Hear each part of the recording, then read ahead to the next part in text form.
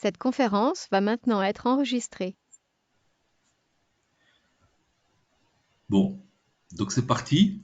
Donc l'idée là, c'est effectivement, comme le disait Marion, de vous présenter l'outil identifié de développement local, enfin la dimension de développement local ou les dimensions de développement local d'un projet collectif entrepreneurial, avec derrière l'illustration de, ces- enfin, de cette question du développement local par rapport au projet d'entrepreneuriat avec le témoignage d'Astrid.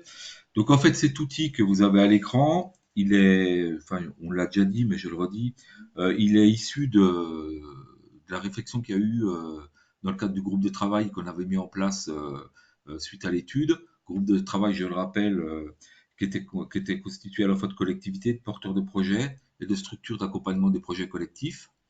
Voilà. Et donc l'idée, c'était de se dire euh, que ça serait quand même intéressant, à la fois pour les porteurs de projets et à la fois pour les collectivités locales, d'avoir une grille de lecture, une grille d'analyse, enfin on peut l'appeler un peu comme on veut, hein, en tous les cas c'est une grille de lecture, mais en même temps c'est de l'analyse, oui, on peut le dire comme ça, pour essayer de comprendre euh, quels sont sur les projets collectifs les liens avec le développement local et au-delà des liens aussi de comprendre quels sont les enjeux auxquels peuvent répondre ces projets en termes de développement local. Donc ça c'est la réflexion de départ et cette réflexion de départ elle a donné lieu à l'outil que je vous projette et donc qui met en avant quatre entrées pour qualifier enfin pour qualifier ou pour analyser, comprendre en quoi le projet de développement, enfin d'entrepreneuriat collectif, il fait du lien avec le développement local. Donc on a une entrée qui est plutôt ancrage économique local, on y reviendra plus en détail. Une entrée qui porte plutôt sur en quoi le projet répond à des besoins locaux. Une troisième entrée, c'est sur sa contribution, la contribution du projet, quand je dis ça, à la vie du territoire. Et puis enfin, une entrée qui est plus tournée autour du caractère collectif du projet et au-delà même du projet, enfin de ce collectif et son rattachement aux acteurs du territoire. Donc si on rentre plus dans le détail de chacune de ces entrées d'analyse, on voit que sur l'ancrage économique, nous, enfin, est ressorti de la réflexion deux aspects. Un aspect qui est plutôt lié à la ressource spécifique liée au territoire. Donc, comment le projet d'entrepreneuriat collectif, il vient mobiliser ses ressources. Donc après, donc on essaie de qualifier les ressources. Voilà, donc effectivement, on retrouve des ressources naturelles. On retrouve pas uniquement des ressources naturelles, mais des compétences, des savoir-faire, donc des ressources humaines des savoir-faire patrimoniaux et puis des liens à l'économie, notamment les filières, les secteurs d'activité, etc. Donc voilà, c'est en quoi ce projet, il va s'ancrer dans le territoire, il va contribuer à son développement à travers cette question de la ressource. Ensuite, on a un deuxième aspect qui porte plus sur le lien aux dynamiques entrepreneuriales. Et donc là, on a qualifié cet axe-là à travers trois points qui sont en fait le croisement que peut avoir le projet avec d'autres acteurs et d'autres dynamiques économiques du territoire. Donc c'est soit avec des acteurs ou des systèmes d'acteurs, soit dans le cadre de formes collectives, soit en essayant de comprendre quel est le niveau d'implication du projet collectif dans une filière, dans une dynamique d'acteurs, etc. Donc ça, c'est la première entrée qu'on a autour de l'économie. Ensuite, on s'est posé la question, est-ce que le projet répond à des besoins locaux? Et ça, on l'a caractérisé à travers la question environnementale, la question économique, la question sociale et la question culturelle. Donc, on a essayé, comme pour le premier point, derrière ces quatre entrées-là, de mettre des points pour les caractériser. Donc, effectivement, on retrouve sur l'environnement la question environnementale, la question de la protection, de la valorisation des milieux naturels. On retrouve la question de la protection, de la valorisation des ressources naturelles. On retrouve la question des énergies, trois petits points. Ça veut dire que derrière ça, il peut y avoir d'autres thématiques qui vont venir faire du lien à la question environnementale, la question de la mobilité, etc., etc. Donc ces trois points-là, ils sont là pour illustrer ce qu'on entend par la question environnementale euh, dans le besoin local. L'économie, bon, on l'avait déjà un peu abordé, mais donc là, on le voit sur un axe un peu différent, et notamment par rapport à la question de la création d'emplois sur le territoire, du développement d'activités, qui peuvent être des activités qui existent, mais qui de par la nature du projet collectif, vont prendre de l'ampleur. La valorisation de la ressource, bon, ça fait un peu redondance avec ce qu'on évoquait tout à l'heure, mais voilà, c'est sur cet aspect de besoin local, ça a quand même du sens. Et puis le développement ou la création de filières locales.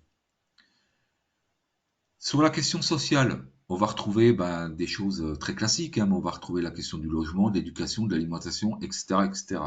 Et puis enfin sur le culturel, euh, se posent les questions de la création de nouvelles activités aussi, donc ce qui va toucher autour de la culture, le développement d'activités existantes.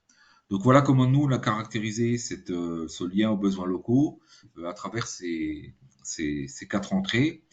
Et donc, tout comme pour le premier point, l'idée c'est de se dire, voilà, le projet d'entrepreneuriat local, c'est celui-là.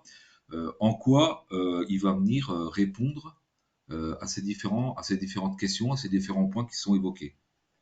Et qui sont des points, effectivement, qui font du lien au développement local quand on parle de ressources locales, quand on parle d'ancrage économique, quand on parle de besoins des populations et des acteurs locaux, on est bien dans une dynamique de développement local.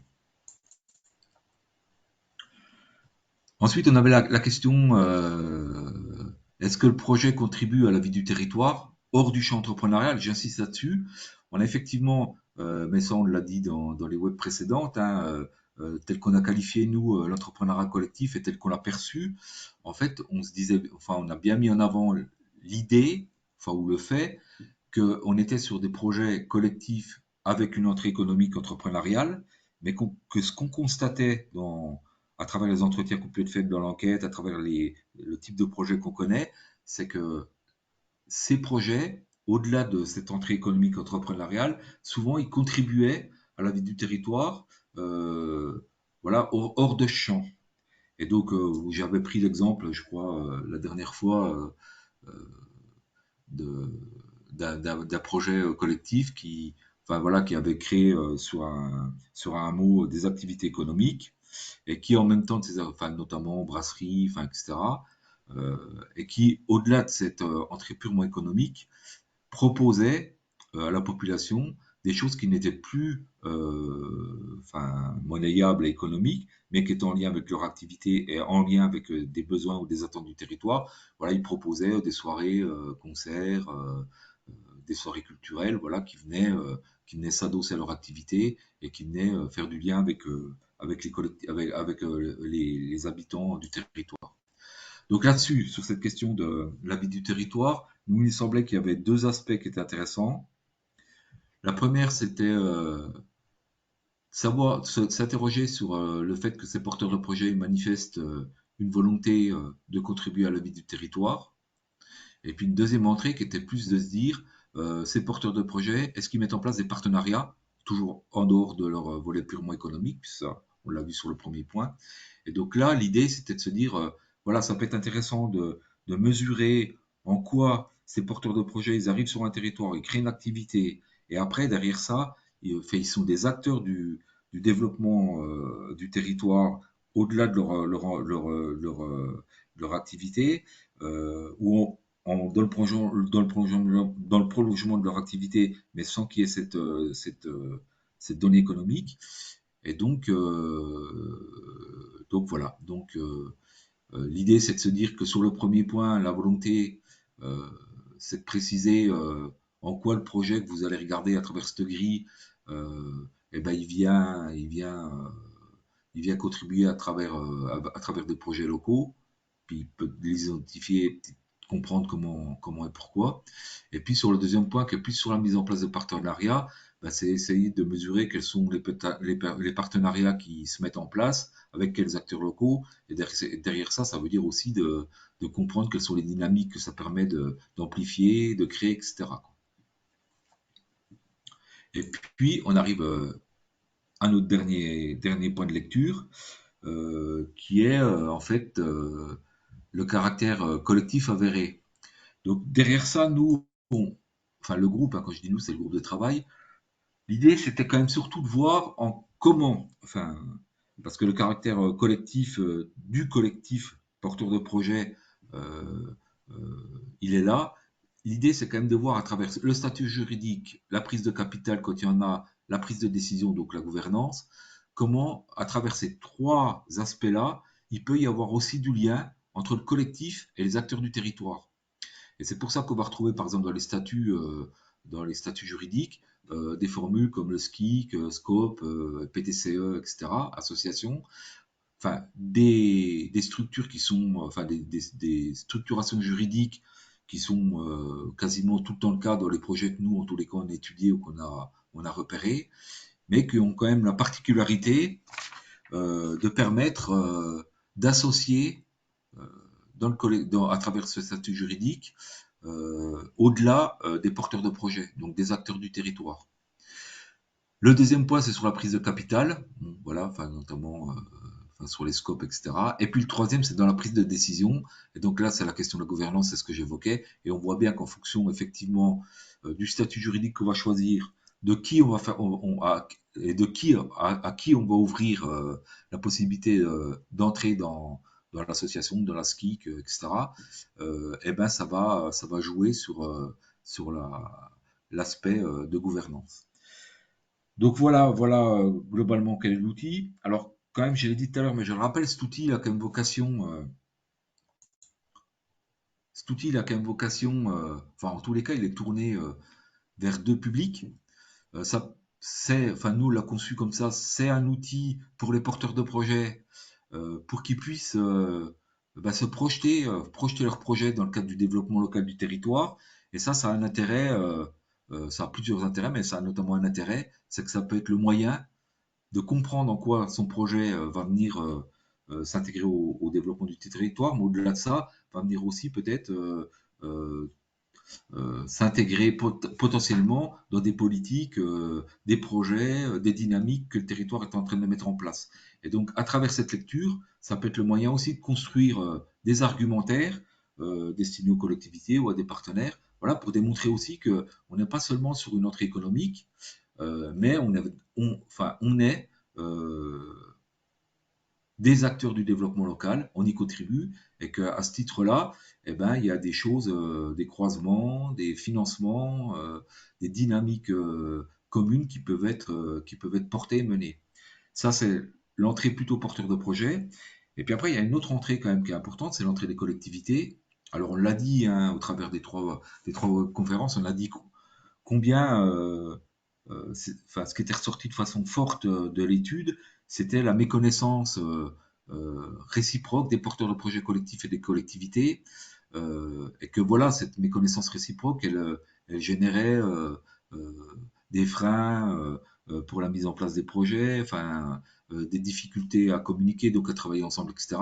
Et donc là, l'idée, c'est de dire, ben, ça peut être aussi un moyen pour les collectivités, à travers cet outil-là, à travers cette grille, à travers ces entrées qu'on a fléchées, ben, d'essayer de regarder comment un projet d'entrepreneuriat collectif se positionne par rapport au développement de son territoire et pour le coup ben de repérer des points qui sont intéressants et qui sont valorisants et qui sont en tous les cas valorisés dans les politiques publiques que peut porter la collectivité. Donc voilà l'idée qu'il y a derrière cet outil. Euh, Moi, j'en ai fini. Je sais pas si c'est clair pour vous, s'il y a des questions. Bon, de toute façon, Oui, oui, je vois pas. Jean-Philippe, on a une question d'Emmanuel. Je ne sais pas si Emmanuel, vous voulez poser la question à l'oral, si c'est possible. Oui, je vais la poser directement. Donc, c'était sur le troisième point, la contribution. Où À j'en la vie À du la suis vie du territoire. territoire. à la vie du territoire. Là, c'était ça. Donc, c'était le premier point sur la volonté du porteur de projet, je me demandais si c'était pas en fait la volonté d'impliquer les habitants qui étaient en jeu ici. Imaginons un projet où les habitants soient tout à fait exclus, où ce soit des clients qui soient visés, où ce soit des grands organismes plus ou moins extérieurs, etc. Donc, est-ce que c'est ça l'enjeu ou est-ce que c'est autre chose, ce point-là? Bah, je crois que, enfin, comme vous le formulez, comme c'est formulé sur l'outil, c'est associé ou contribuer à la vie du territoire. Je pense que, enfin, à un moment, ça se rejoint, quoi. Enfin, en tous les cas, l'idée, c'est quand même de dire que derrière ça, c'est de dire que, enfin, d'essayer de comprendre si effectivement euh, les acteurs du projet collectif euh, vont mener des actions hors économique qui vont venir apporter un plus au territoire, et au-delà du territoire, aux gens qui habitent sur le territoire. Donc ça, mais derrière ça, il y a aussi probablement l'idée enfin de porteurs de projet, de se dire qu'effectivement le fait de faire ce pas-là, c'est aussi un moyen de, enfin d'amener les habitants du territoire vers le projet, quoi, pour X raisons, pour des raisons de, enfin, voilà, de développement d'activités différentes, enfin, etc., etc. Je sais pas si ça répond à la question, mais pour moi, enfin, ça va dans les deux sens. Nous on l'a pris vraiment sur une volonté à contribuer à la vie du territoire, voilà. Mais effectivement, derrière, enfin, ça veut dire que contribuer à la vie du territoire, je suis d'accord avec vous, quelque part, c'est aussi amener les gens qui vont participer à, je sais pas, une manifestation culturelle, à s'intéresser de plus près au projet, et puis peut-être à en devenir actif, au moins sur le volet, voilà, sur ce volet culturel dans l'exemple que je prends. Je sais pas si ça répond à votre question, Emmanuel. Si, si, oui, tout à fait. Je sais pas s'il y a d'autres. Moi, ce qui peut être intéressant aussi, alors on pourra avoir le débat après, mais c'est aussi avoir peut-être votre retour à chaud, mais peut-être après le témoignage d'Astrid sur, enfin, l'intérêt que vous voyez à l'outil, voilà, si ça vous semble effectivement quelque chose euh, qui vous parle ou pas. Enfin, moi, je serais assez intéressé que en fin de webconférence, on puisse avoir cette discussion. S'il n'y a pas de questions. Ouais. Du coup, on vous a promis un témoignage. Donc, on a sollicité le retour d'expérience de la SCOP, la CDC, dans le Puy-de-Dôme, qui est une scierie coopérative. Je ne sais pas si certains d'entre vous connaissent déjà le projet. Et du coup, on a la chance d'avoir Astrid Ursem avec nous, qui est cofondatrice et qui va nous parler du projet. Et on va essayer de voir en effet quelle est la dimension développement local de ce projet de scierie coopérative. Alors, hop, je vais partager mon écran.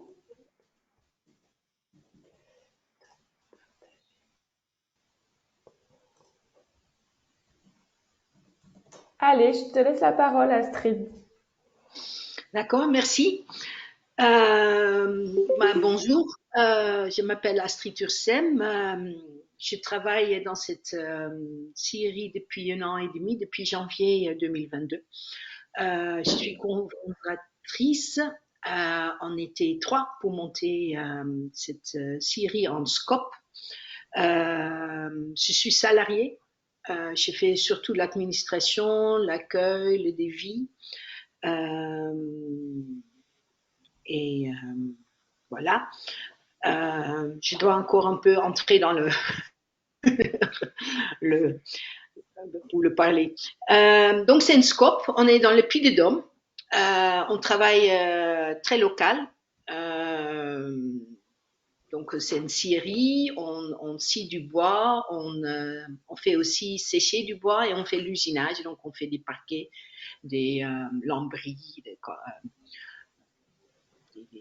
lames de terrasse, etc. Presque tout, 80% de notre bois vient de 5% autour de chez nous, parce qu'on est dans un endroit très boisé. Et nos clients aussi, ils viennent de 20 km jusqu'à 50 km et très rarement un peu plus loin que cela. C'est très rural. On est dans une agglomération de d'Issoire, mais qui a 10 km à 2 km, on a un premier village où il y a des commerces. Ici, on est sur le bord d'une route, vraiment en plein forêt, à côté d'un ruisseau, parce que bien sûr, les scieries avant, c'était avec l'eau, hein, les moulins. C'est une zone très rurale. Il n'y a pas beaucoup d'industrie. Il y a un peu d'industrie à Issoire, mais ici autour de Soxilance, donc le village à côté, il n'y a rien du tout. Nous, on est situé sur 2 communes. Comme le ruisseau fait la frontière entre 2 communes, les bureaux où je suis maintenant, c'est dans une commune et la scierie même, c'est dans une autre commune. Voilà. L'origine de notre projet, il y avait quatre hommes qui travaillaient déjà dans une plateforme pour bois, où ils commençaient à scier et ils se sont dit, mais ce sera bien de monter une scope et faire vraiment une scierie ensemble, où ils étaient, ça ne passait pas finalement, ils ne pouvaient pas, ils ont cherché ailleurs. Pendant 1 an, je crois, ils ont cherché, ils n'ont rien trouvé. Et finalement, donc, on a trouvé ici, où nous sommes à ce moment, parce que le gérant, qui est maintenant gérant, il habitait dans une des 2 communes, donc il connaissait bien le lieu. Mais c'était un peu plus loin pour les autres, donc les autres nous ont pas suivis. Aussi, c'était un peu plus grand, parce que c'est une scierie qu'on a achetée et c'était une petite scierie, mais plus grand qu'ils avaient envisionné, donc ils ne voulaient pas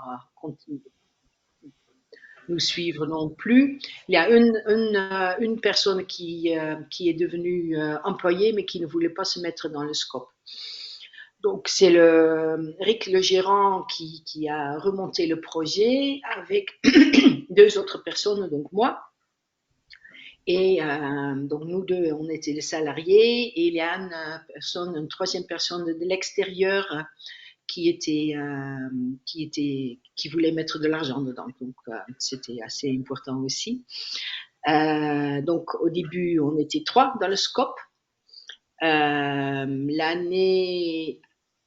après 1 an, après le premier assemblée générale, donc c'est 1 an après 1 an et demi, il y a 2 autres salariés qui se sont joints à nous, plus notre investisseur de l'extérieur. Donc maintenant, on est 6 dans le scope, donc 4 salariés. Et à ce moment, on était 5 salariés. Donc 4 parmi les 5 salariés étaient dans le scope. La personne qui était là dès le début et déjà avec le projet de l'autre scope, il a décidé de ne pas joindre dans le scope. Donc c'est le seul qui n'était pas sociétaire.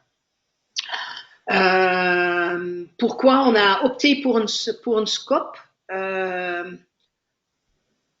Pour nous, c'était très important d'avoir une structure horizontale où on partage les responsabilités, les tâches, où on est vraiment ensemble pour porter le projet et pas juste un patron et les autres salariés. C'est aussi un partage de bénéfices. Oui, c'est une scope, c'est une coopérative pour les ouvriers, donc c'est vraiment le premier point, c'est de partager les bénéfices avec les ouvriers, même pas avec les investisseurs, mais surtout ceux qui travaillent. Et on trouve ça une forme plus juste pour travailler. Quand j'ai préparé cette intervention, je me suis dit, mais pourquoi pour moi? Et moi, je ne suis pas du tout dans l'administration, ça ne m'intéresse pas vraiment. Mais développer une scierie comme ça et être ensemble pour oui, développer cette activité économique, c'est ça qui me tient à cœur. Donc, pour moi, c'est primordial d'être en scope.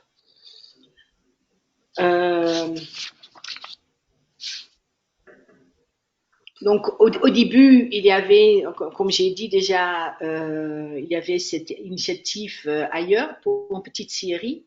Finalement, on a trouvé la scierie ici. Et c'était pas, c'était entre autres scierie, mais c'était une fabrication des palettes. Donc, ils sciaient des bois pour faire des palettes. Et ils assemblaient aussi des palettes, ils les séchaient, tout ça. Et tout le côté palette était vendu ailleurs et il y avait juste les bâtiments et les machines qui n'étaient pas vendus. Donc nous, on a acheté le bâtiment et les machines et on a, on a commencé à scier, mais sans faire de palettes.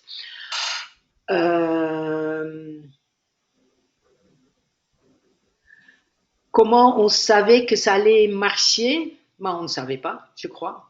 Il y avait l'expérience de l'autre plateforme de bois qui est à 30-40 km d'ici, qu'on voyait bien qu'il y avait des demandes pour des petites commandes surtout chez des particuliers. Et Rick, le gérant, avait toujours un réseau énorme, donc ça a aidé. Mais on n'a jamais fait une étude où on se dit bah, ça va marcher, peut-être un peu naïf. Ce qui nous a aidé quand même, c'est que le premier 6 mois, on s'est engagé de scier boîte palette pour celui qui a repris la fabrication de palettes parce qu'il ne trouvait pas de bois. À ce moment, c'était un peu compliqué. Donc, on savait que le premier 6 mois, on avait une entrée d'argent assez importante pour commencer. Et petit à petit, on a commencé aussi à se faire connaître comme scieur. On a installé une séchoir, on a installé toutes les machines pour usiner. Et après 6 mois, on a arrêté le bois de palette et on était très contents parce que c'est pas la même chose. C'est très physique, c'est l'usine. Hein, il faut y aller et c'était pas ce que nous on cherchait, pas très valorisant. L'accompagnement, on était accompagné par l'URSCOP, c'est l'Union régionale de SCOP. On a demandé d'aide à l'agglomération d'Issoire, qu'ils ont refusé parce qu'ils ne voulaient pas accompagner des entreprises.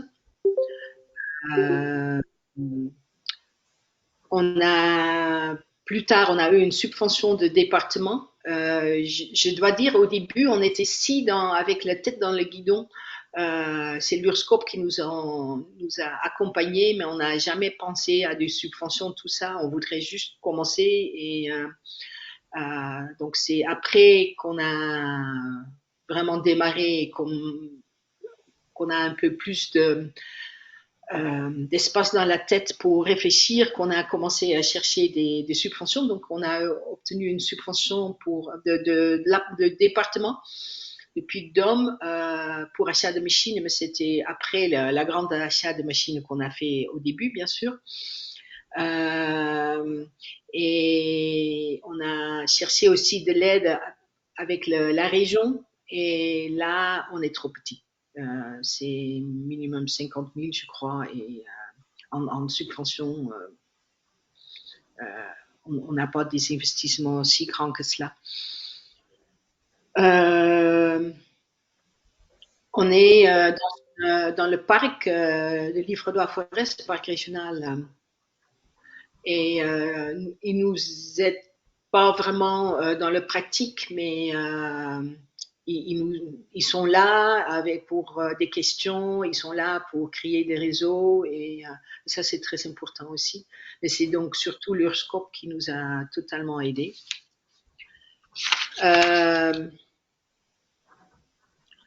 Donc au début, on faisait surtout bois palette. En janvier 2022, on commençait donc. On faisait aussi, on a toujours vendu le déchet en bois. Donc, on a des sciures, on a des chutes qu'on valorise qu'on valorise en vendant ça aux usines pour des pellets de bois et des copeaux de bois. Les sciures, c'est aussi il y a beaucoup de gens qui nous trouvent pour des toilettes sèches. Il y a des agriculteurs qui achètent cela aussi. Et ça continue. Mais dès le début, c'était ça. Maintenant, donc, on fait beaucoup d'usinage. On vend beaucoup en parquet, en lame de terrasse, en bardage, en lambris. Au début, on était 4 salariés, dont 2 sociétaires et 2 autres. Maintenant, on est 7 salariés, donc 4 sociétaires, donc 2 autres personnes qui nous ont joints il y a 6 mois.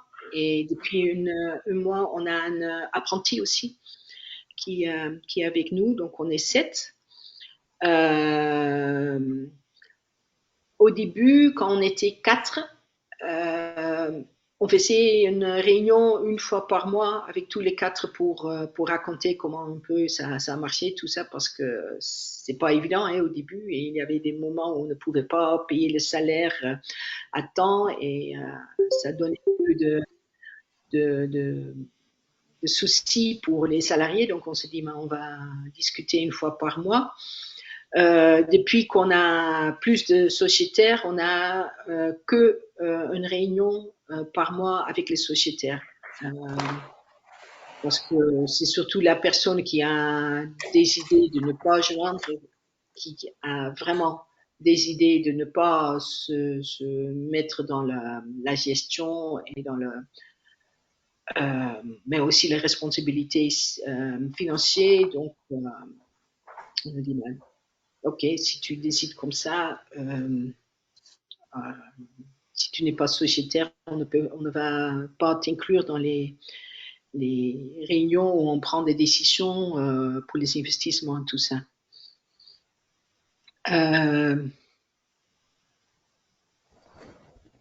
Ce qui est très important pour nous, c'est la gestion de forêt. Donc, une démarche le plus écologique possible. Donc, la plupart, comme j'ai déjà dit, la plupart de notre bois vient de 5 km autour de nous. À ce moment, par exemple, à ce moment, on ne trouve pas de chênes. Ça, c'est un bon exemple comment on essaie de marcher. On ne trouve pas de chênes locales. Donc, on a trouvé des chênes à côté de Corrèze, donc à 150 km de chez nous, qui est normalement exclu parce qu'on veut trouver tout notre bois dans les 50 km.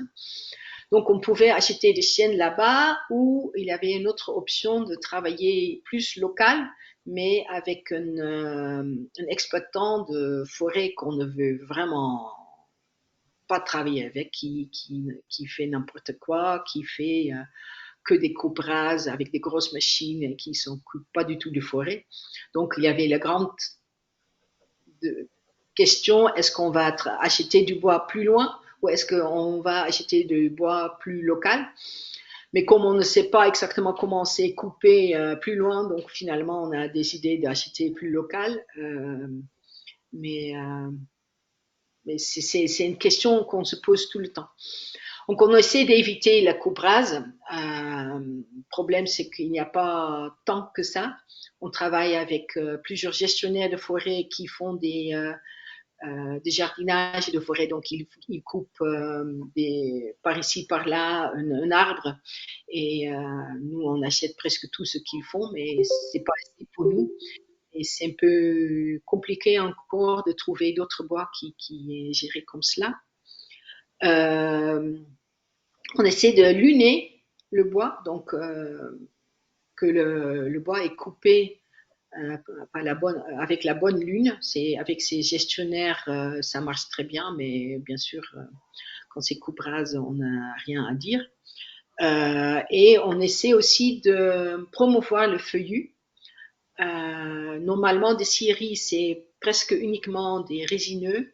Mais il y a beaucoup de feuillus aussi dans la forêt, donc il faut les valoriser, il faut les utiliser. Donc, On travaille avec le Feuillu et ensemble avec le parc le parc national régional de Livradois-Forez a tout un programme à ce moment pour valoriser le sapin, parce que le sapin, il y a beaucoup ici, le sapin, mais le sapin, c'est plus très demandé. Tout le monde veut du Douglas, mais il n'y a pas tant que ça.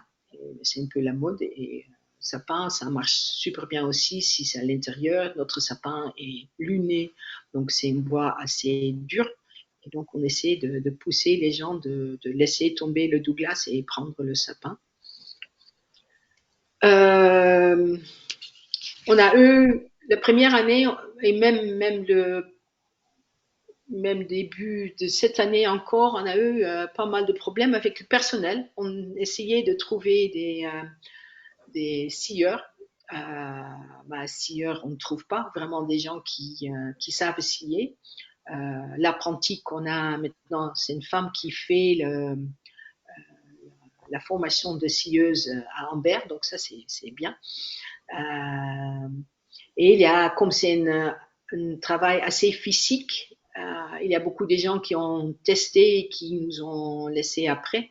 Donc ça, c'était un problème. Maintenant, on est donc si ça marche bien, on a assez de monde plus donc l'apprenti. Ça a pris du temps pour trouver tous ces gens-là. Les perspectives, depuis quelques mois, on investit dans des nouvelles machines. Parce qu'après un an qu'on a vraiment travaillé avec le sciage et le usinage, on voit où il y avait nos limites. Et c'est surtout dans l'efficacité. Donc, on a acheté plusieurs machines. On est en train de recevoir des prêts. Et on a investi aussi dans une machine pour le bois déchiqueté. Nous-mêmes, on peut déchiqueter le bois et vendre à des chaudières, de grandes chaudières de collectifs ou de grands, par exemple, il y a une laiterie ici, donc, pour des grosses structures.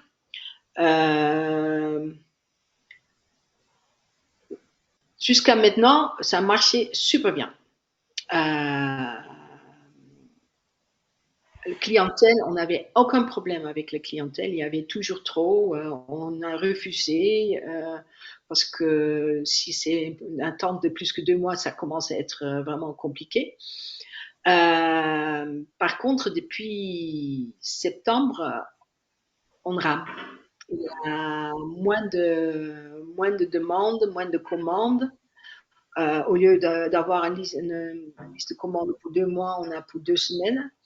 Et ça fait un peu peur et on ne comprend pas. Le bois aussi, jusqu'à maintenant, il n'y avait aucun problème de trouver du bois. Mais depuis la rentrée, on ne trouve plus de chêne, on ne trouve plus de Douglas. Tous nos fournisseurs de bois, d'exploitants ici, et comme j'ai dit, Eric, le gérant, a un très grand réseau.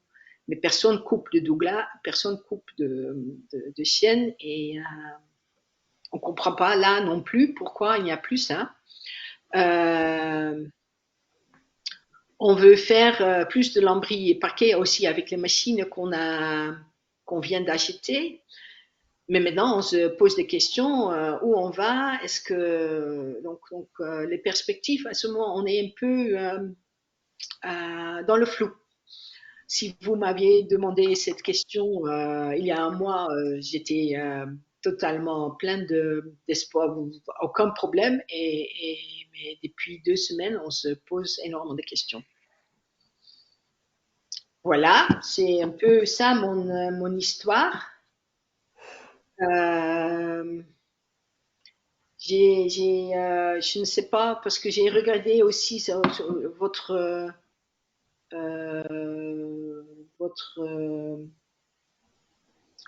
outil, et j'ai plein de choses à dire sur cet outil par rapport à nous. Je ne sais pas, est-ce que on fait ça? Est-ce que vous avez des questions d'abord, peut-être? Il y a une question dans le chat d'Emmanuel, mais Emmanuel, je vous laisse la poser, ça sera plus.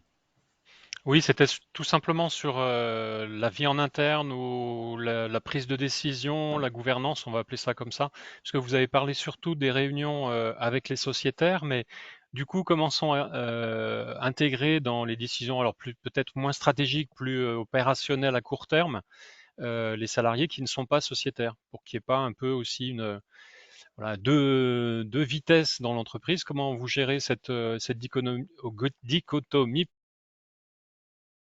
Oui. Bah, terre, euh, on a une fois par mois donc une réunion avec les sociétaires où on présente euh, comment le bilan du mois passé avec tous les problèmes et aussi s'il faut faire sur les investissements, trouver de l'argent, un peu des discussions plus stratégiques. Et chaque lundi matin, on a une réunion avec tous les salariés, tous les employés, parce que avec les sociétaires, il y a aussi des sociétaires à l'extérieur. Et ça, c'est beaucoup plus pratique. Bah, qu'est-ce qu'on va signer? Est-ce qu'il y a des problèmes? Quels sont les clients qui sont de retour des clients ou des demandes spécifiques ou donc, mais ça, c'est une réunion plus pratique qu'on a chaque semaine. Mais donc, tous les décisions stratégiques, c'est uniquement avec des sociétaires et pas avec les employés qui ne sont pas sociétaires. Est-ce que ça répond? et pas. Oui, parfaitement. Et du coup, je complète si je peux. Est-ce qu'il y a des temps qui réunissent tout le monde du coup? Des temps plus, je sais pas, peut-être plus conviviaux ou quand il y a l'assemblée générale, donc plutôt pour les sociétaires, quels qu'ils Oui. soient, quel que soit leur statut, est-ce que les salariés sont invités aussi? Est-ce qu'ils viennent ou pas? Ils votent pas, d'accord, mais est-ce qu'ils viennent ou pas? Le vendredi passé, on avait organisé un barbecue avec tout le monde. On essaie aussi, on l'a pas encore fait, mais c'est dans le programme. Mais on a 1 an et demi, hein, donc au début c'est un peu compliqué pour tout démarrer, mais l'idée c'est que on veut faire au moins 2 sorties. Il y a un grand scierie à Sapo. C'est pas un scope, mais dans le Limousin. Et on veut aller les voir, mais c'est une grande scierie avec 50 employés. Ce sera bien d'aller voir. Donc, on s'est dit, mais c'est chouette de faire une journée avec tous ensemble. Et il y a aussi dans l'Allier, donc en Auvergne, il y a un monsieur qui construit un moulin à vent pour une scierie avec un moulin à vent. Donc, et on vient de faire connaissance avec un autre scope en Syrie, le deuxième en France, qui est en train de s'installer dans le Savoie, mais qui ne sont pas encore opérationnels, mais ils sont déjà venus nous voir et on aimerait bien aller là-bas aussi. Donc, et ça, ce sera avec tout le monde, sachant qu'il y a donc, j'ai dit, il y a 2 sociétaires à l'extérieur, donc il y a une dame qui investit et il y a une cigale.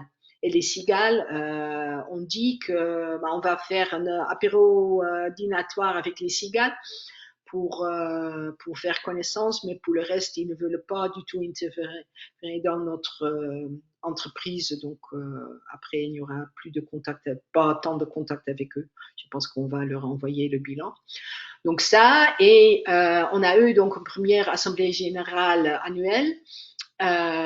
C'était l'URSCOP qui nous a conseillé de ne pas inviter les salariés pendant l'assemblée générale parce que c'était très technique.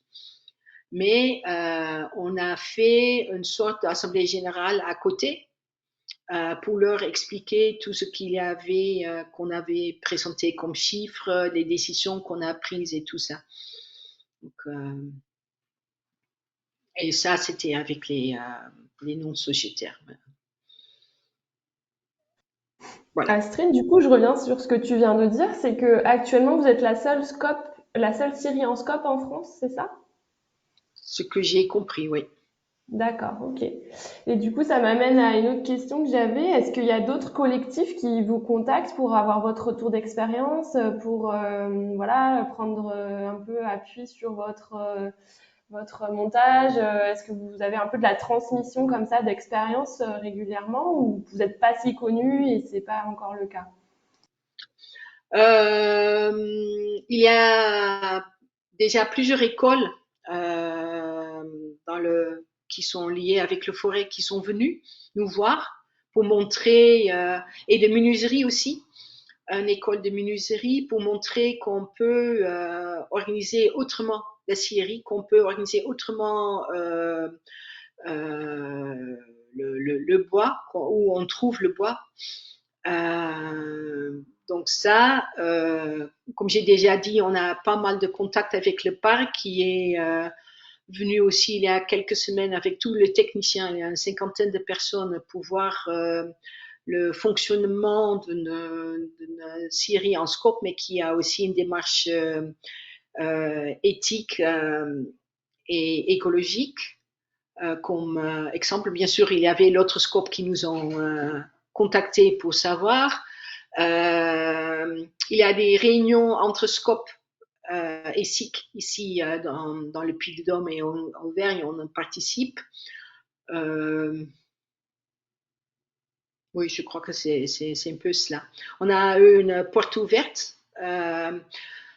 Nous, on travaille ensemble avec, et on est membre, avec deux associations qui militent pour notre gestion, une gestion durable de forêt et qui sont ici dans le parc Livradois-Forest.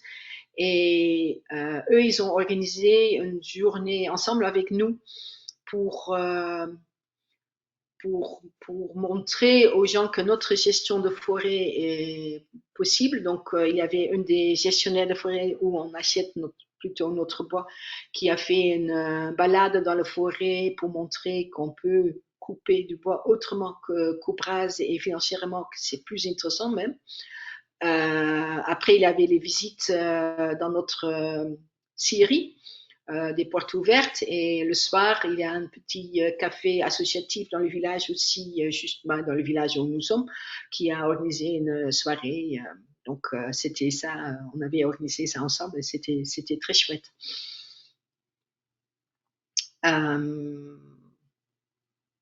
Donc, il y a plusieurs, il y a les écoles aussi primaires qui nous ont contactés pour dire qu'ils veulent bien venir voir comment on marche et tout ça. On a dit, ben, nous, on est très ouverts, donc c'est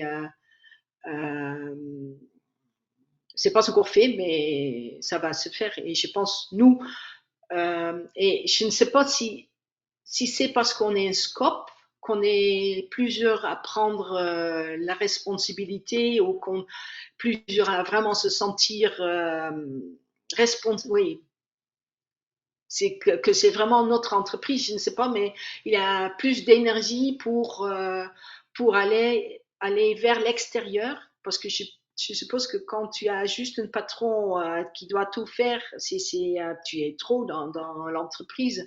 Mais nous, on essaie énormément de travailler, donc on a plusieurs stagiaires déjà, mais des stagiaires euh, qui n'ont rien à voir avec le bois aussi, qui font d'université, mais qui veulent voir comment on peut travailler autrement dans une entreprise.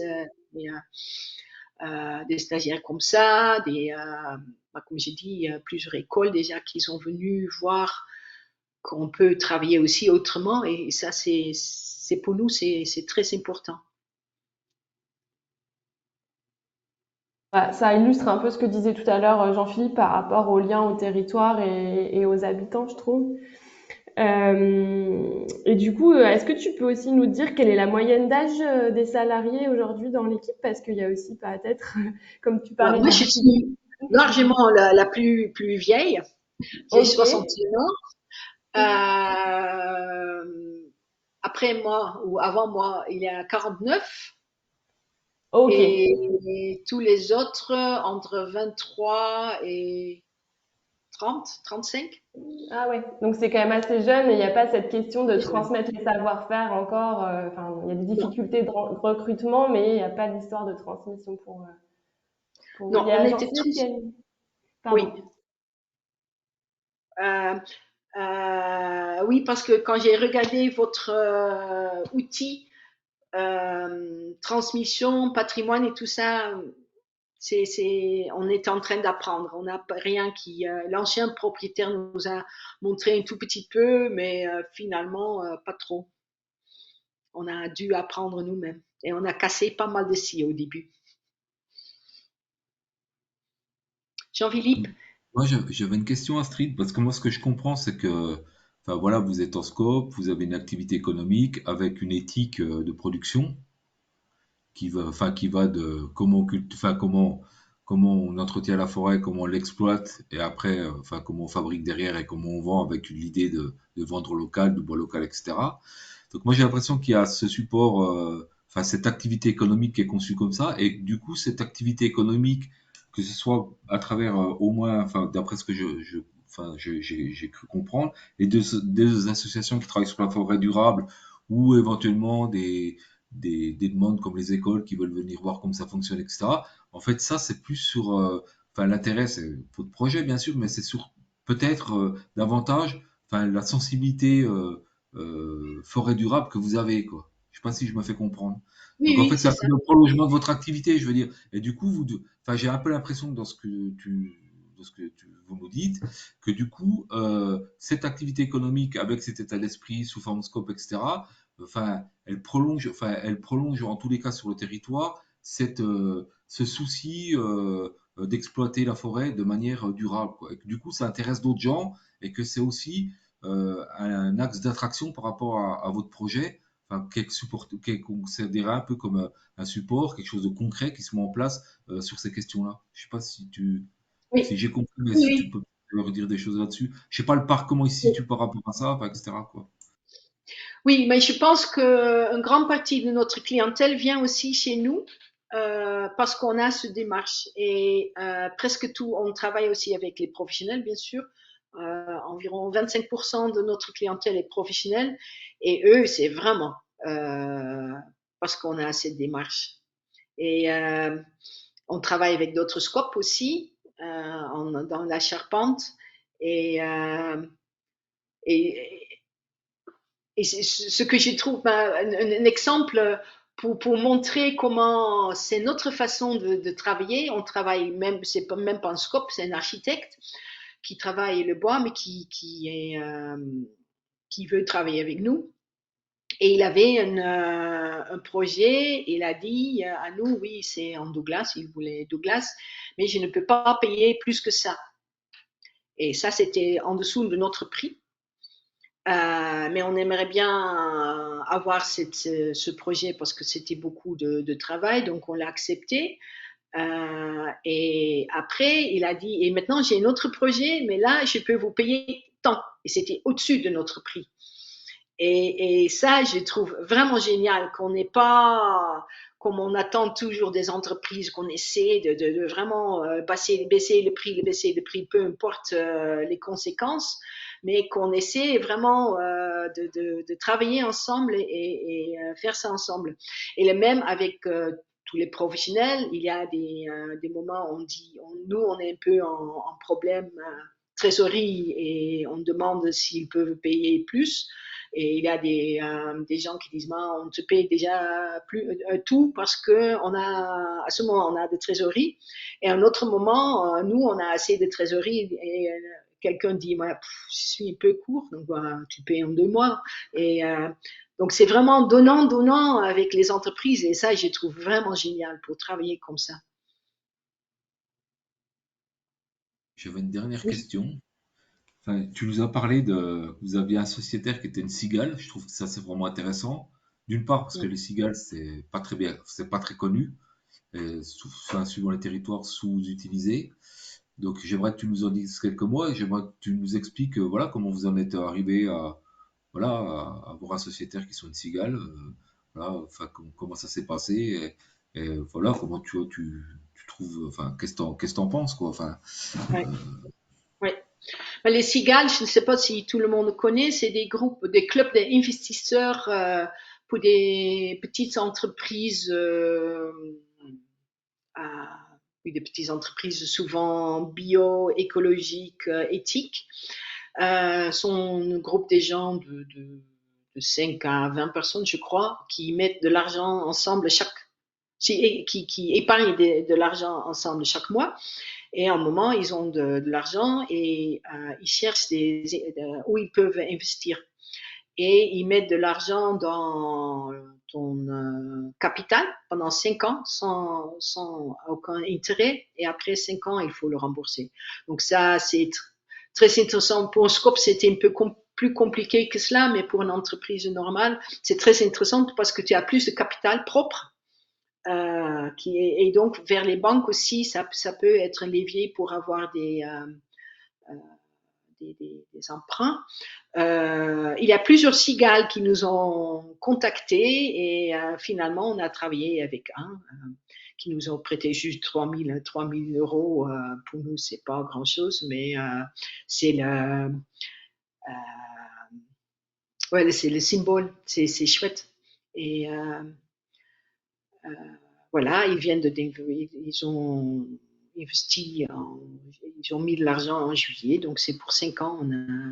On les a pas en capital parce que avec un scope, il faut acheter des parts sociales. Donc ils ont acheté une part sociale et pour le reste, c'est un compte courant qu'ils ont. Parce que part sociale, ils veulent pas d'intérêt et avec des parts sociales, on paye les bénéfices vont aussi vers les parts sociales et ça n'allait pas du tout. Et en plus, ils ne peuvent pas retirer après 5 ans comme ça les parts sociales, c'est un peu plus compliqué. Donc pour Scope, ils sont pas dans le capital pour 50 euros uniquement, mais voilà. Et pour nous, c'est intéressant parce que financièrement, je pense que on fait aussi un peu différemment. C'est la nef qui nous a donné un prêt au début de 160 000 euros et ils viennent de nous investir de nouveau pour 25 000. La nef, c'est la banque le plus éthique de France. Et c'est France Active qui nous a aussi 25 000, qui viennent de nous donner aussi 25 000 pour toutes ces nouvelles machines. Et on travaille aussi avec la monnaie locale de Puy-de-Dôme, la Doum, qui nous ont prêté 10 000 Doum. Et grâce à aussi qu'on travaille avec la monnaie locale, c'était la nef qui a une convention avec les monnaies locales c'était beaucoup plus facile pour nous d'avoir un prêt auprès de la nef parce qu'on était avec une monnaie locale. Et comme on a une d'aide de monnaie locale, une partie de tous nos salaires sont payés en monnaie locale. Donc c'est pas obligé, hein, mais tout le monde joue le jeu. Tout le monde reçoit une partie de leur salaire en Doum. Et on va avoir, je ne sais pas quand, normalement cette année encore, un apéro nef, parce que c'est une banque qui n'a pas des filiales. Et donc, ils organisent de temps en temps, une fois par an, des apéros. Donc, ce sera chez nous pour montrer l'investissement qu'ils ont fait chez nous. Et on pense aussi de demander les cigales et la Doum à venir pour montrer d'autres financements possibles.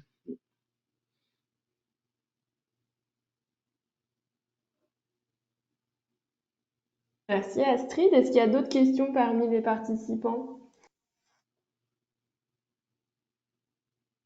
Moi, j'avais une petite question, c'était concernant la monnaie locale. J'ai pas très bien compris s'ils avaient fonctionné un peu comme la cigale, c'est-à-dire en investissant, parce que vous avez indiqué qu'il y avait eu de l'argent apporté au projet.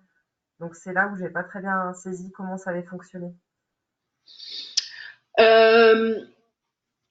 Je ne sais pas pour les autres monnaies locales, mais pour la Doum, on peut avoir deux aides, soit un emprunt en euros qu'on rembourse, mais ça doit passer par une assemblée générale et on n'était pas à temps pour y passer.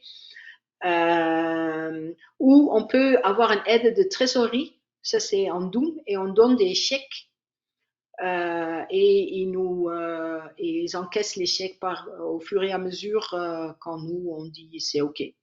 Donc on a reçu 10 000 Doum en Doom donc, et on a donné des chèques qu'on n'a pas encore, on est en remboursement de la moitié. Et ça on a payé par exemple le site internet avec cela et les mois, le premier mois, une partie de salaire, ça a aidé beaucoup pour les trésoreries.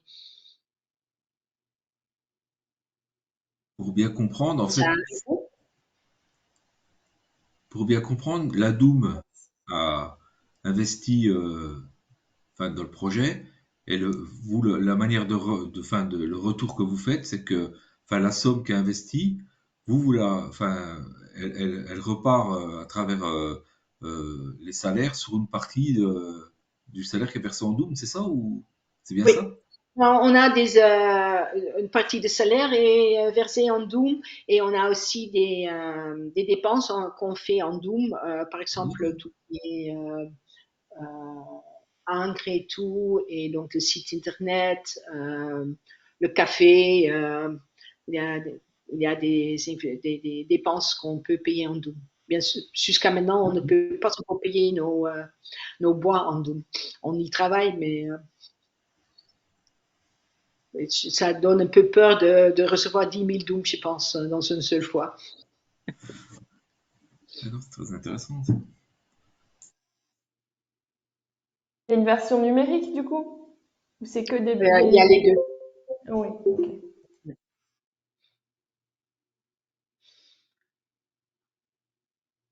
Et pour revenir à des questions de financement, est-ce que, donc là, c'était un projet avec un investissement de départ très important. Je sais pas, c'était le plan de financement de départ. Vous avez cité les différents types de financeurs. C'était quelque chose vous avez mis du temps à pouvoir trouver toutes les finances nécessaires au démarrage de l'entreprise ou comment ça s'est passé cette recherche de financement et puis même oui, ce qu'il y avait peut-être en apport déjà des sociétaires ou Ouais.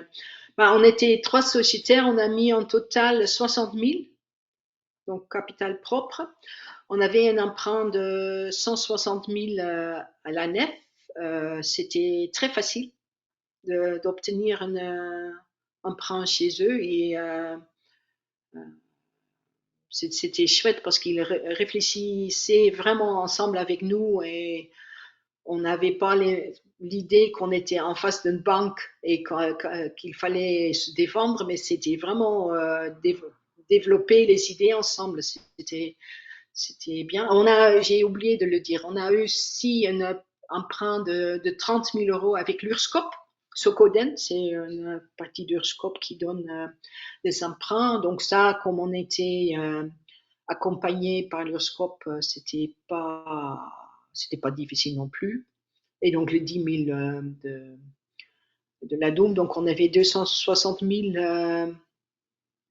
capital au début.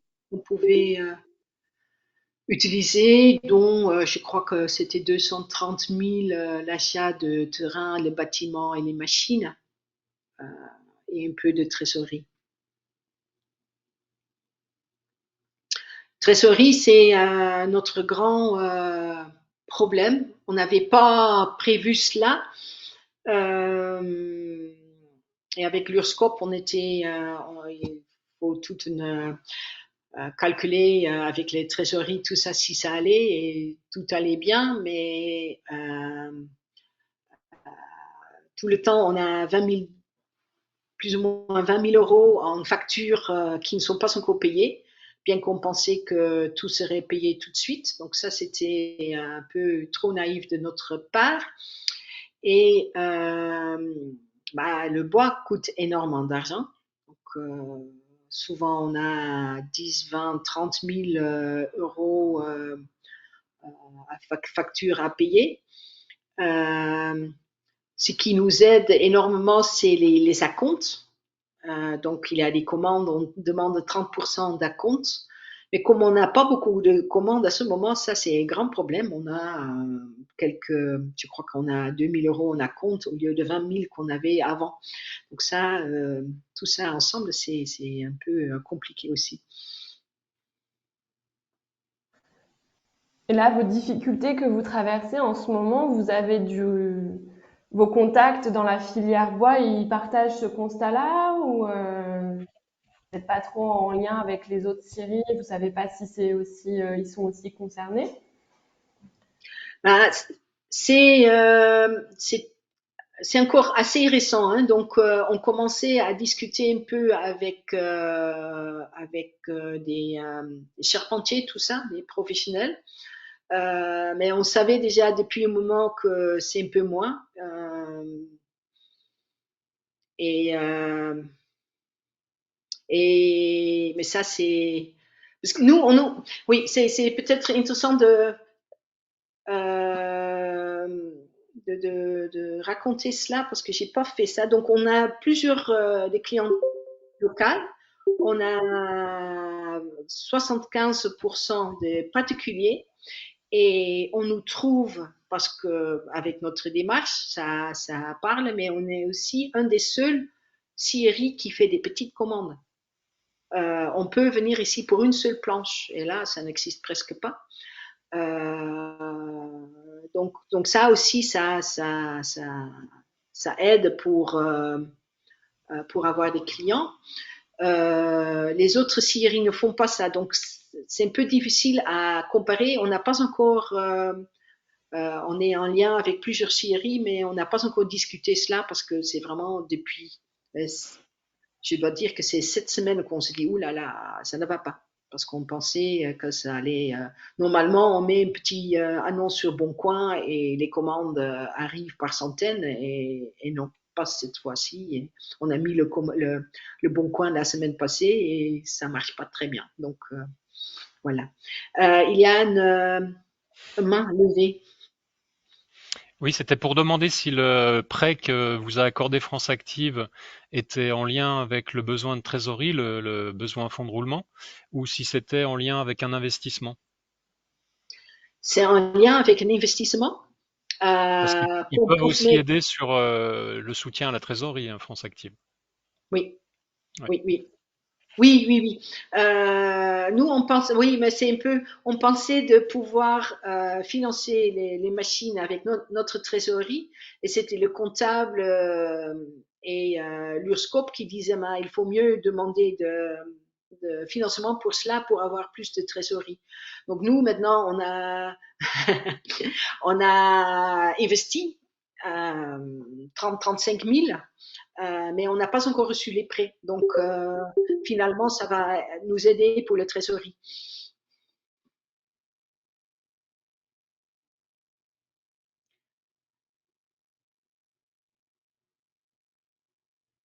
D'autres questions? Remarques? Moi, c'était simplement, tout à l'heure, je crois que dans la présentation, vous avez évoqué le fait qu'il n'y avait pas eu de soutien de l'agglo, il me semble. Oui. Donc, du coup, assez rapidement, vous les avez pas forcément approchés pour, dans le montage des statuts, dire est-ce que eux, ils pourraient mettre en fait, monter une SIC, amener la collectivité comme, enfin, l'amener dans l'entreprise, l'amener à investir dans l'entreprise, ça n'a pas été questionné, je veux dire, avec le montage des statuts, etc. Parce que peut-être, comme ça, quand même un projet de territoire, un projet de développement, je me suis posé cette question-là. Est-ce que, de fait, il n'y a jamais eu de discussion dans ce sens-là? Non, la PI, donc l'agglomération, était fermée tout de suite les portes. C'était avant qu'on s'installait ici, on cherchait encore un terrain, on voudrait leur parler de notre projet, mais ils disaient que c'était pas avec eux qu'il fallait discuter. Euh, Éventuellement, on a pu faire ça avec d'autres. Bah, c'est surtout le parc hein, avec lequel on travaille et avec des associations. Ça pourrait être un cycle. Moi, je suis bénévole dans des associations et des cycles et tout ça, et c'est assez lourd, je trouve, euh, comme structure et je pense pas que ça pourrait apporter plus à la Syrie parce qu'on doit être assez proactif. Peut-être mes expériences sont pas les meilleures, mais quand on veut travailler avec beaucoup plus de monde qui sont pas vraiment dans la Syrie même, euh, oui, ça prend plus de temps, ça prend plus d'énergie.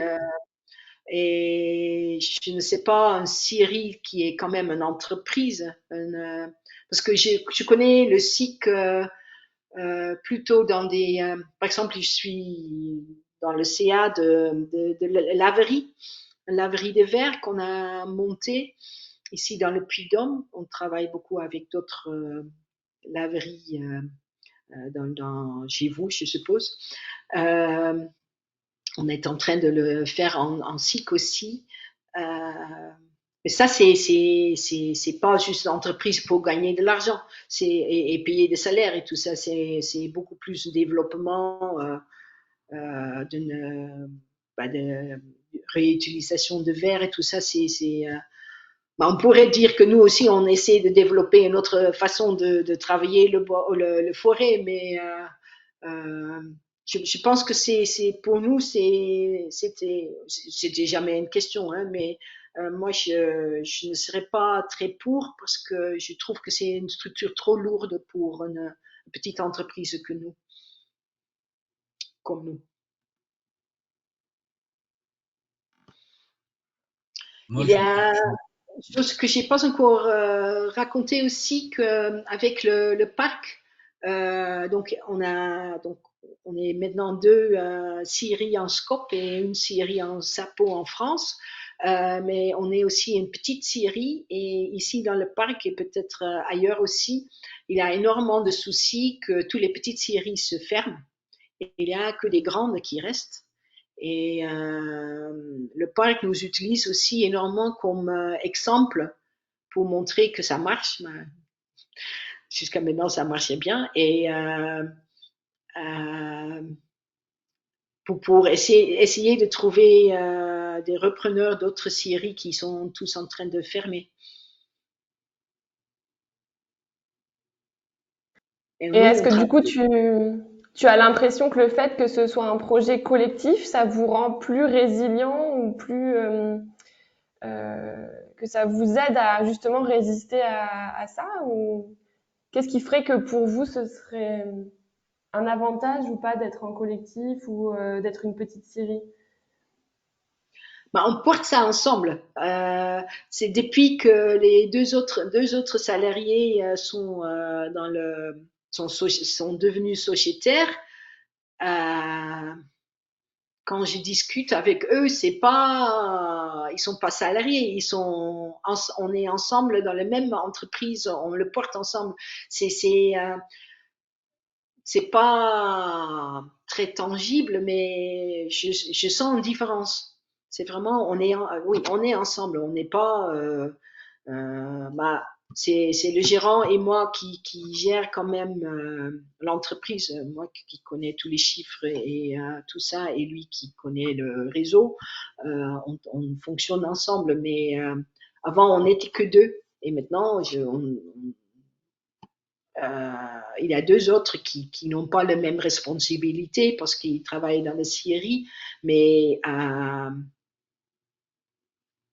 ouais, c'est notre façon, une attitude, je ne sais pas. Il y a d'autres liens, c'est pas la même chose. Donc ça, déjà, qu'on partage ça, euh, pour marketing, c'est très bien d'être un scope. Ça, beaucoup de gens viennent chez nous, soit parce que c'est local, soit parce que on essaie d'éviter le coupe rase. Beaucoup aussi parce que ce sont des jeunes qui ont repris, ça parle beaucoup, et qu'on est en scope, ça aide aussi. Donc, tout ça, ça attire les gens.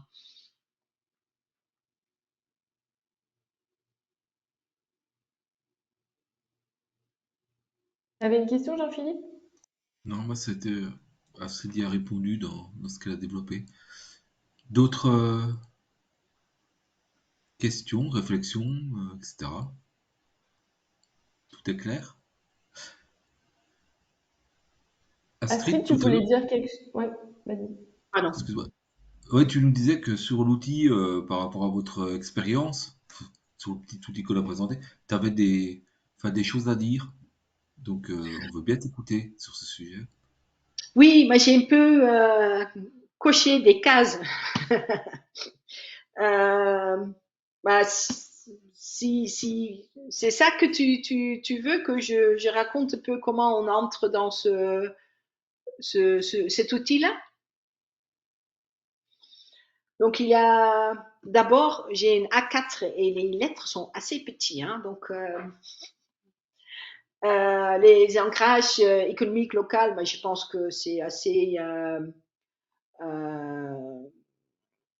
assez évident, hein. Donc on utilise le bois local, on essaie de promouvoir des feuillus, des sapins pour développer plus les ressources locales. Notre clientèle est locale et tous nos salariés habitent à un maximum 10 km autour de la Syrie. Et il y a deux, euh, une autre et moi, qui vont en vélo même, et en hiver à pied. Donc ça, on est très ancré localement, je pense. Euh,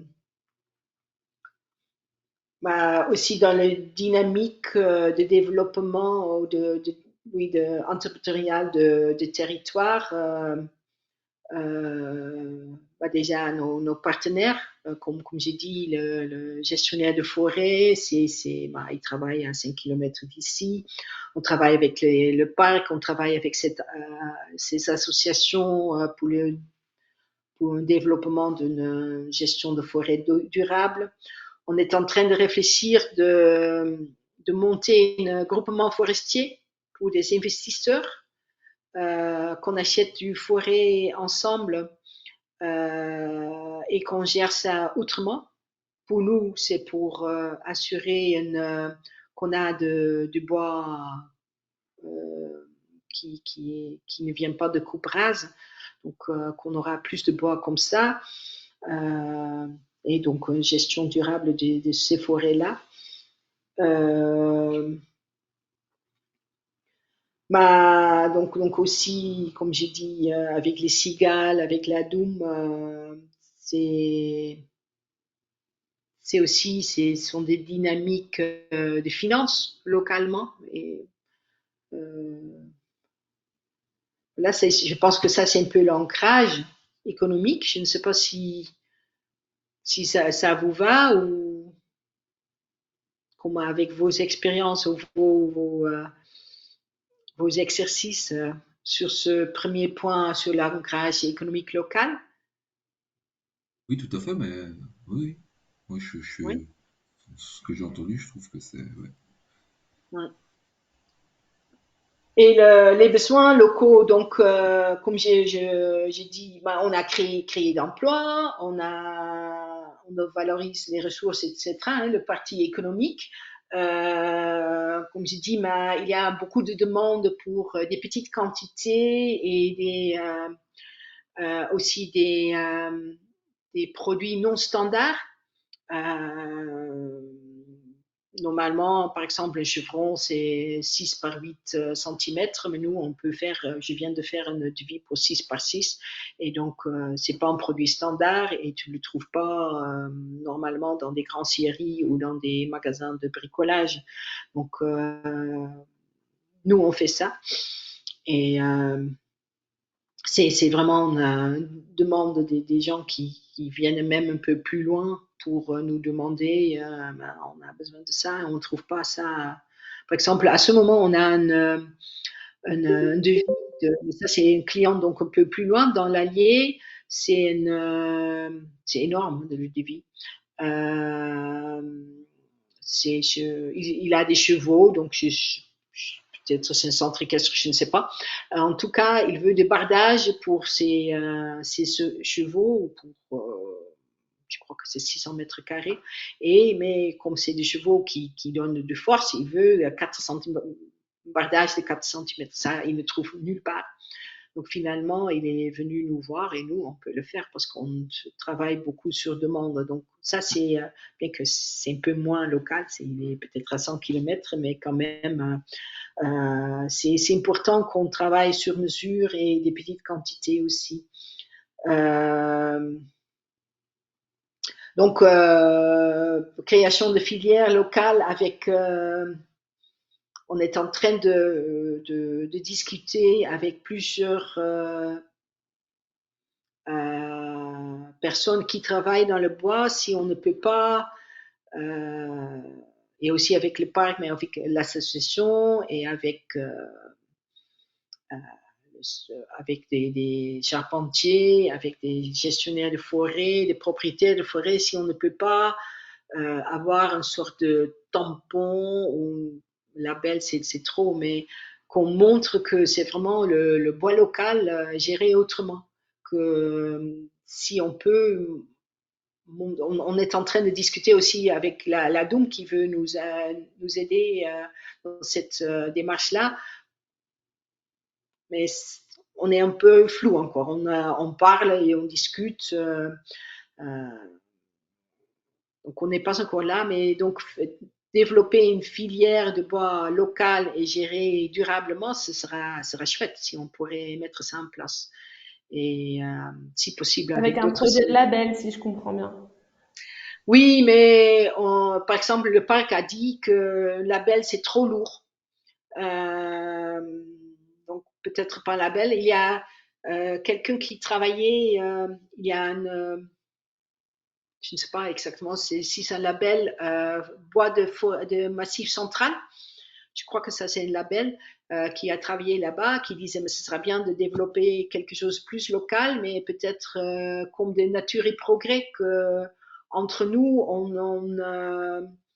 on accepte qui peut entrer dedans et peut-être juste je ne sais pas, un label, un tampon, une mention. C'est encore un peu flou, hein, mais on travaille sur cela et je trouve ça génial. Donc voilà, le filière local. Protection de l'environnement, bien sûr, notre façon de gérer les forêts, c'est très important.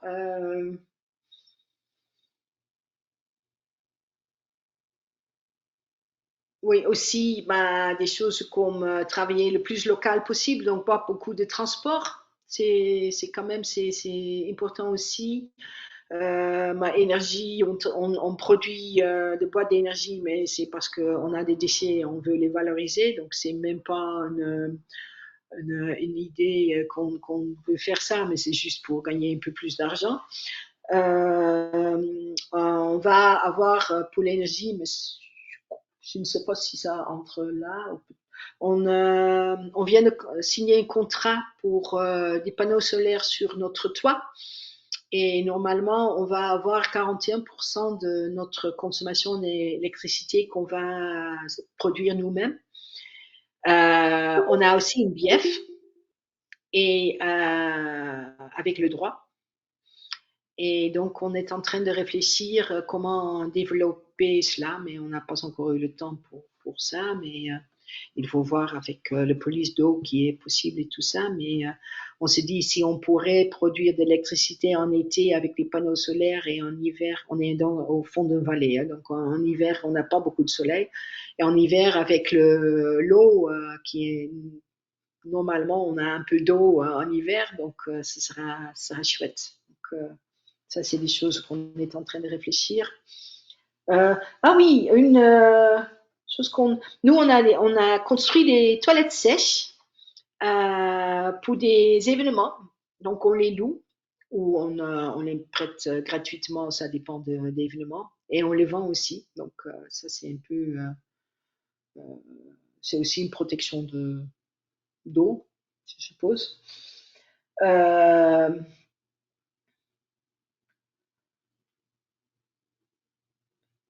Pour le social, on fait pas beaucoup de social, hein. C'est seulement l'éducation. On accueille des écoles, on accueille des stagiaires et tout ça. C'est un peu en éducation.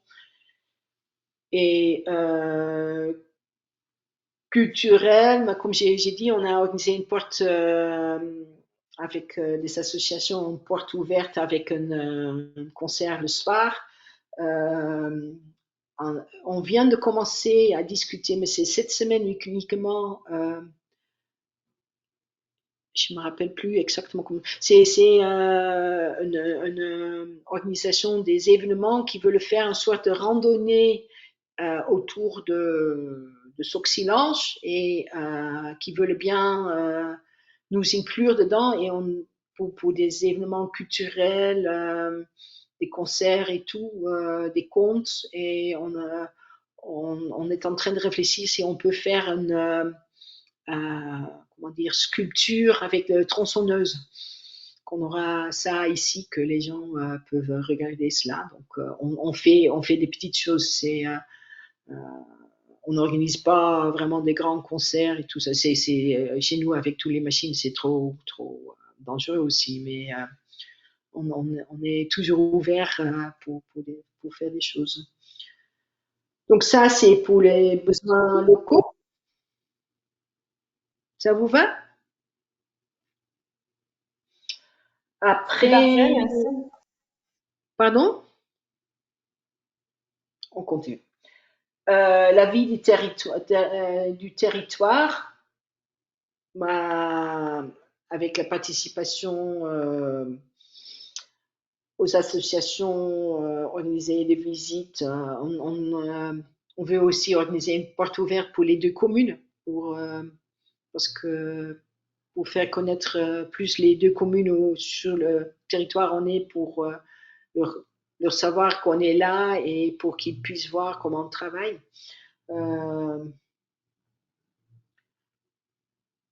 Ouais. Je ne sais pas exactement qu'est-ce que je peux dire de plus sur cette partie-là. Pas de souci. C'est pas champ entrepreneurial. Oui. C'est plutôt autour de gestion de forêt durable qu'on milite et qu'on donne nos, nos apports pour cela, pour les discussions et tout ça. Je crois que c'est la vie du territoire. Et après, le caractère collectif, oui, ça on a déjà discuté, hein, un scope avec des sociétaires et gouvernance assez horizontale, surtout avec le sociétaire et un peu avec les autres salariés aussi. On a un salarié qui voudrait déjà aussi être membre de SCOP, mais il n'était pas salarié au moment qu'on avait l'Assemblée générale pour l'accepter. Il a travaillé avant et pendant l'été, il travaillait sur son toit et maintenant il est revenu. Donc, il se sent aussi très compliqué. Donc, presque tous nos salariés quand même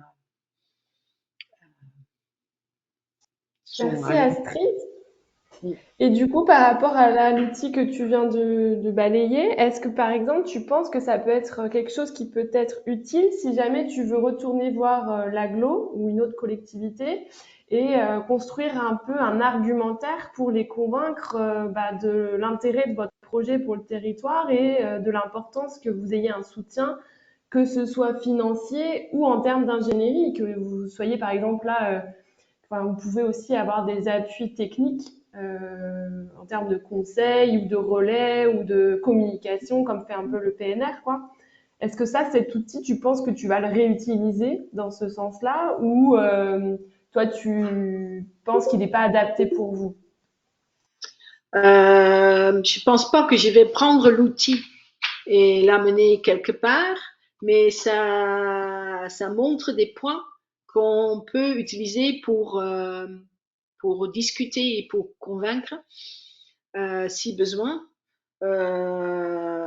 L'API, notre API est un peu connu aussi, hein, c'est pas le plus collaboratif parmi les autres, donc, mais je trouve que c'est un outil très intéressant.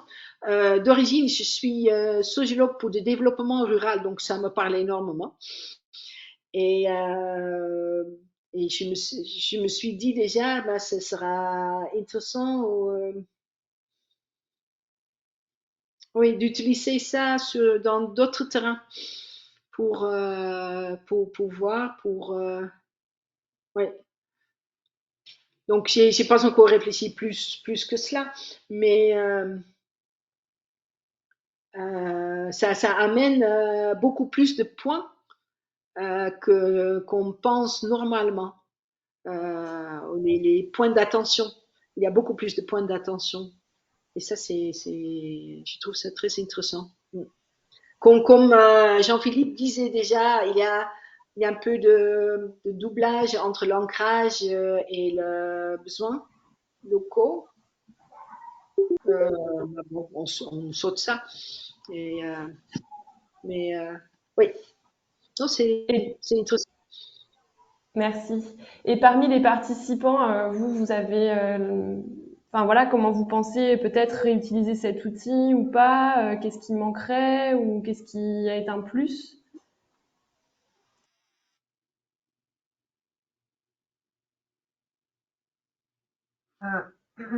Moi, il faut que je m'approprie l'outil, il faut que je le regarde un petit peu plus, mais je le trouve vraiment très pertinent par rapport aux porteurs de projets que je peux rencontrer. On a une dynamique d'accompagnement au Parc du Pilat qui vise à accompagner sur la recherche de finances solidaires les porteurs de projets. Et on a notamment des partenariats avec des plateformes de financement participatif. On a 5 clubs d'investisseurs locaux qui se réunissent. Et on a effectivement après une certaine difficulté encore de la part d'élus et de certains techniciens peut-être sur la compréhension de projets qui sont collectifs parce qu'on a en fait une commission économie de proximité qui voit plus passer des projets individuels. Donc en fait, je trouve que ça répond bien à un besoin que j'ai moi actuellement de voir en fait comment un projet impacte le développement local et de prendre en compte l'utilité sociale, environnementale d'un projet par cet outil. Donc en fait, je pourrais l'utiliser quand je rencontre des porteurs de projets et aussi dans le cadre de l'analyse des projets avec les différents partenaires. Vous Et êtes complètement logique. oui, Excuse-moi, Alexia, non, non, pas de vas-y, souci. Non, je non, disais oui, il faut juste que je regarde, mais je pense que donc j'avais une grille d'analyse moi des projets qui rejoint un petit peu certaines questions. J'ai pas trop eu le temps de regarder ce qui était différent, mais là je trouve que en fait déjà à la fois c'est visuel et enfin je trouve que enfin là pour le moment là je suis enchantée de trouver cet outil quoi. Ça correspond bien en fait à des besoins que j'aime et des interrogations que j'avais moi aussi sur comment voir toute la plus-value d'un projet et enfin, voilà, ça correspond aussi à des soucis que j'ai en ce moment parce que j'ai pas mal de projets qui vont être autour de la ressourcerie, recyclerie. Donc des projets collectifs qui se montent sur le territoire. Donc il y a eu justement des porteuses de projets qui s'étaient présentées, mais elles se sont présentées un peu comme si elles s'étaient présentées sur un format d'entrepreneuriat classique. Et il n'y avait pas suffisamment le côté gouvernance collective qui avait été abordé dans l'échange avec elles. Du coup, je trouve que c'est intéressant de les faire revenir et d'utiliser une partie de la grille aussi sur le côté projet collectif.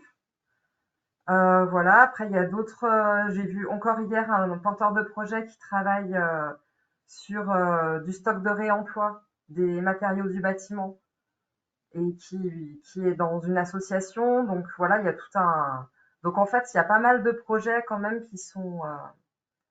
Enfin voilà, c'est pas le plus gros des projets que je rencontre, mais ça répond bien en tous les cas à la façon voilà, d'analyser un projet avec cette visée-là sur qu'est-ce que ça apporte sur le territoire. Et après, je réfléchis à voix haute, ça m'a interrogée aussi sur peut-être le fait de nous, sur un territoire donné, cartographier, et ben, en fonction des thématiques aussi, quels sont les besoins. Enfin, je suis pas très claire en fait. Peut-être par exemple sur certains domaines, là on est sur forêt-bois par exemple avec Astrid, mais sur d'autres domaines là comme la ressourcerie, la gestion des déchets, etc. C'est peut-être se dire, ben voilà, ça correspond aussi à des enjeux d'un territoire donné, et peut-être d'avoir aussi en parallèle des fiches thématiques par filière, par secteur, pour bien faire ressortir sur un territoire donné les attentes et les besoins. Bon, je découvre l'outil, hein, donc désolée, je réagis à chaud. Pas Oui, de mais souci, merci Alexia. ça correspond bien à ce qu'on a essayé de faire, ce que tu dis. Hum, Donc j'espère que ça fonctionnera quand tu l'utiliseras sur des projets concrètement. hum, Mais en fait, concret. l'idée et l'esprit dans lequel il était construit, ça rejoint bien ce que tu évoques, quoi. Astrid, tu voudrais prendre la parole? Oui, par rapport à ce que Alexia disait au début et la question de Jean-Philippe, mais est-ce qu'il y a des choses qui manquent? Peut-être ce sera intéressant de regarder aussi le financement, parce que Alexia parle de financement euh, groupement, comment ça s'appelle, financement collectif. Euh, Plateforme de Participatif. finance et tout ça. Nous, on a un financement assez, il y a assez local aussi avec la Doum et le Sigal. C'est peut-être intéressant aussi d'avoir un point d'attention sur cela, comment les gens sont financés. Est-ce qu'il y a un lien avec le rural, avec où on habite? Ça, c'est une chose que je voudrais dire. Euh, Et aussi, ta question, Marion, est-ce que avec ça, j'allais vers l'agglomération pour demander de l'aide? Je me sens pas très légitime parce que, sauf si c'est eux qui ont l'outil, c'est pas moi comme entrepreneur qui vient vers eux avec cet outil. Si eux, ils ont cet outil, je serais super contente de le remplir. Mais s'ils le connaissent pas, ça n'a pas beaucoup de sens pour eux, je pense. Ça doit pas venir d'un entrepreneur pour amener ça chez eux. Ouais. Après l'idée, mais après on va laisser la parole à Aurélie parce qu'on arrive vers le temps final. Mais enfin, l'idée, c'est pas forcément de présenter l'outil à une collectivité, mais c'est de regarder son projet comme tu l'as fait. Moi, j'ai trouvé que c'était intéressant. Surtout que tu nous avais raconté toute l'histoire avant, enfin toute l'histoire. Donc c'est plutôt regarder son projet à travers ça pour, comme tu le dis, avoir des points de repère, etc. Et après, en fonction de la collectivité que tu vas voir ou d'autres partenaires que tu vas voir, c'est de ressortir ce qui peut les intéresser, quoi. Est-ce qu'il y a en lien avec la question du développement local, tu vois. Alors, Oui. il y a Aurélie qui lève la main depuis un moment et qu'on laisse attendre. Non, Donc mais tu peux y aller, Aurélie.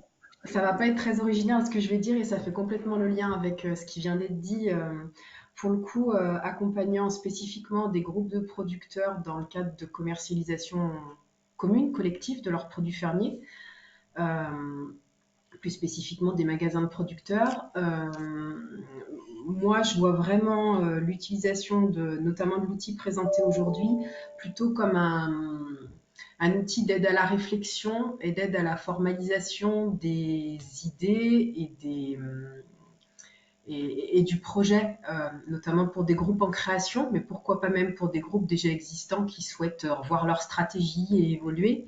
Et donc, je le vois plutôt comme un outil document de travail que comme un outil permettant d'être diffusé en l'état. Et